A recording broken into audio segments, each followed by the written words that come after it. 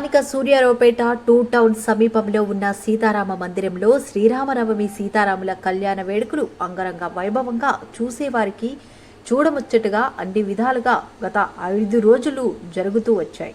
గురువారం శ్రీరామచంద్రమూర్తి సీతాదేవి కళ్యాణ పర్వంలో చివరి అంకం శ్రీ పుష్పయాగం పవలింపు సేవ కూడా కన్నుల వైకుంఠంగా కళ్యాణకర్తలు బాదం రవి జ్యోతి దంపతుల చేతుల మీదుగా వేడుక నిర్వహించారు. ముత్తైదువుల పేరంటాలుగా ఆలయ కమిటీ సభ్యులే స్వామి తరపున వెళ్లి పెద్దలుగా మారగా ఆలయ ప్రధాన అర్చకులు భగవాన్ ఆచార్యులు బ్రహ్మగా ఆధ్యాత్మం సాంప్రదాయం ధోరణిలో శ్రీ పుష్పయాగం స్వామివారికి పవలింపు సేవ అద్భుతమైన రీతిలో ఔరా అనిపించే విధంగా నిర్వహించారు. సాక్షాత్తు ఆ సీతారాములు దివి నుండి భువికి వచ్చి పెళ్లిపీటలపై కూర్చున్న అనుభూతిని కలిగించారు.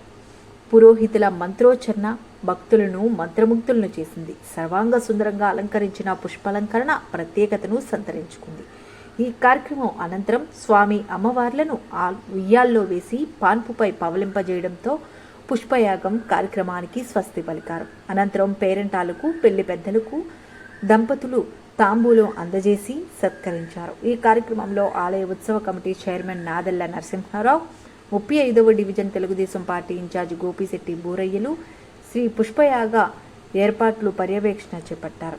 ఈ కార్యక్రమంలో నూకాలమ్మ ఆలయ ఉత్సవ కమిటీ చైర్మన్ తలాటం నాని, పసుపులేటి వెంకటేశ్వరరావు, మనోహర్ గుప్తా, చెన్నంశెట్టి గోవిందరాజులు, చెన్నంశెట్టి దుర్గాభవాని, ఆలయ కమిటీ సభ్యులు, ఆలయ కార్యనిర్వహణాధికారి ఉండవల్లి వీర్రాజు చౌదరి తదితరులు పాల్గొన్నారు.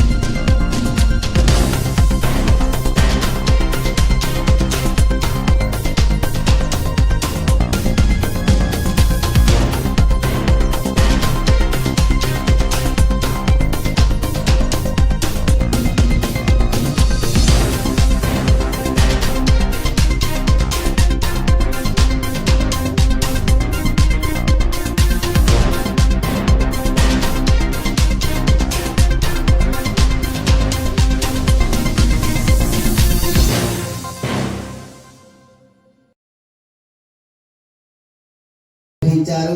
అదేవిధంగా మనం స్వామివారికి భక్తిపూర్వకంగా చేసేటువంటి కార్యక్రమం కేవలం పూజ మాత్రమే కాకుండా నవవిధ భక్తి మార్గంతో ఈ యొక్క స్వామివారిని ఆరాధించవచ్చు. దానికి ఆ యొక్క శాస్త్రవచనం ఏంటని చెప్పేసి అడిగితే కనుక మనకి 9 విధాలైనటువంటి భక్తి మార్గాలు ఉన్నాయి స్వామివారిని సేవించడానికి. అది ఏ విధంగా అనగా దానికి ఒక శ్లోకం చెప్పబడిందండి.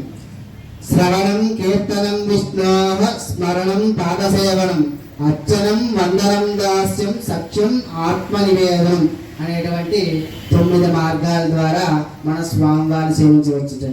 అందులో మొదటిది ఏమిటయ్యా అంటే భగవత్ కథాశ్రవణం, అంటే ఈ యొక్క భగవంతుని యొక్క మంత్ర పఠనాన్ని వినడం ద్వారా ఈ యొక్క స్వామివారి అనుగ్రహం కలుగుతుంది. అదేవిధంగా రెండోది విష్ణో మహిమా సంకీర్తన. అలాగే మన యొక్క భక్త మహాశీలందరూ కూడా ఈ యొక్క మహిళా మనులందరూ కూడా స్వామివారి యొక్క ఆలయంలో ఎటువంటి కార్యక్రమం జరిగినా కూడా వారి యొక్క శక్తిని అనుసరించి కొంతమంది స్వామివారి వద్దకు వచ్చి వారి యొక్క కీర్తనలతోటి స్వామివారి సేవిస్తూ ఉంటారండి. ఆ విధంగా విష్ణో మహిమా సంకీర్తనం, భగవన్ నామస్మరణం. కొందరు ఏమిటంటే భగవత్ నామస్మరణం మనకి మంత్రాలు రాకపోవచ్చు, ఎటువంటి ధ్యానం లేకపోవచ్చు.